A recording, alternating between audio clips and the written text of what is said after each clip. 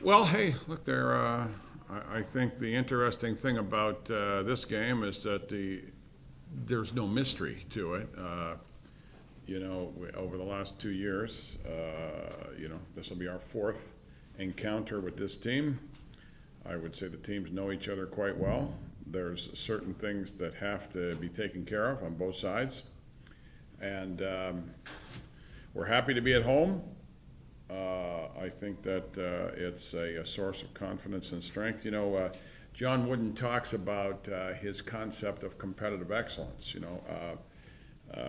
Written a significant amount about it, and the ability to play your best with poise when it's most required. And championship teams have that ability.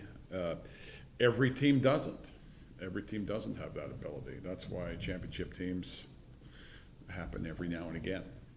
So everybody's waiting to see, what the teams bring to the ballpark. Our kids have had a great, 10 days of preparation. They're excited about this game. They're a little anxious to get going. I think one of the things about not playing on Saturday is that, you want to play a game. I mean, enough practice, enough lining up, enough seeing the cards, trying to mimic the other team's systems to prepare yourself. You want to get going. So I think, we got one more day of prep and walk through and then get at it. So what we said was this was the last week of the season. That's how we started. And you have to earn the right to have another one. Well, it becomes a little bit more of a chess game, I think, because, there has to be a curveball or two in there, so you got to figure out what those are going to be. You sort of have to try and anticipate where your opponent is going to strike next and how, and you got to be ready for that. So, the old coaching adage, "Don't coach against ghosts," works most of the time, but in the playoffs, you're going to see a few wrinkles, and you got to be ready. I think that every play means something at this, time of year. Use the analogy from the World Series. Every pitch, every at bat, means something at this time of year. So the ability for your team to be focused and on their stuff every play could make a difference. So that's the challenge. And when you play teams back to back, hey, they aren't even here. We know what they smell like. It's so it should be a great game. Well, hey, they're a 7-1 team. The psychology of it is this: is that what you want to be able to do under pressure, okay, is to be able to go out there and deliver, an effort that you'd put your signature on. And I think that kids who go out and play well under those circumstances they're individuals who are very confident. There's going to be things happen in the game. I thought that there were a few times in the previous game where there was some duress. And yet our mettle got tested. We didn't fold the tent. Everybody stayed calm, bounced back. Time to go out and make some plays. That's a reflection of the experience that you have on your team. We've got some good experienced guys.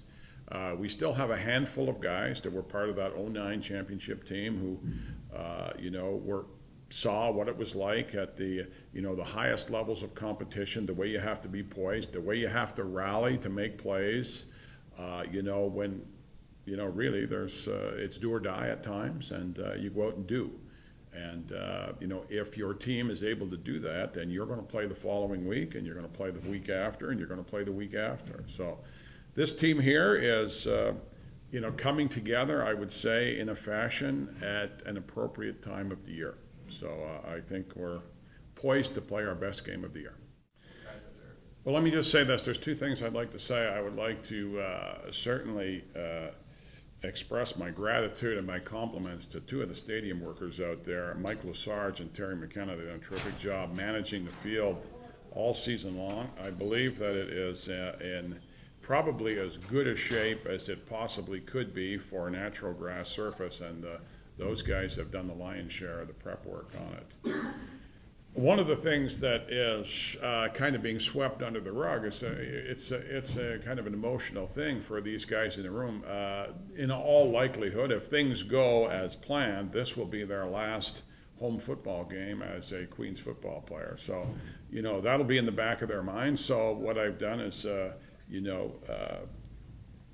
urge them to make sure that when the game's done, that it's an effort that they would put their signature on, because this will be the last time they run out of the tunnel here at Queens. Every other game that we participate in from here on will be on the road.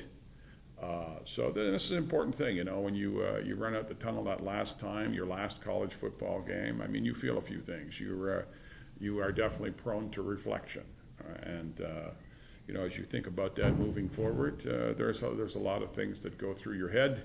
It's a time of passage for you, and yet you're expected to play your best game. So it is.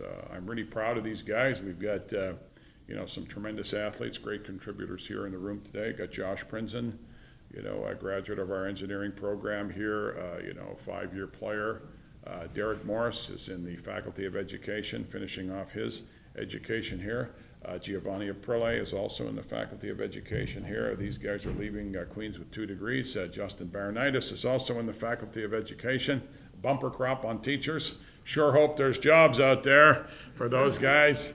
All great players. All their careers are sort of, coming to a peak at a great time. John Miniacci, who has been our defensive leader on the front, and a couple of guys in the room who were starters on the Vanier Cup team, John Miniacci and Derek Morris.